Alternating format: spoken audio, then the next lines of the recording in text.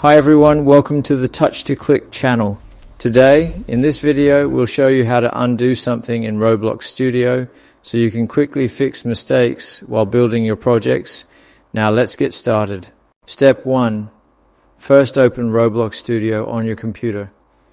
Make sure you are signed in so you can access all the editing tools without any issues. Step 2. Once Roblox Studio opens, select templates from the home screen.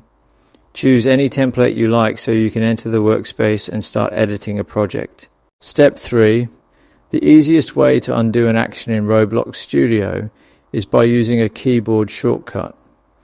If you are on a Windows PC, press Ctrl and Z together, or if you are using a Mac, press Command and Z, which instantly reverses your last change.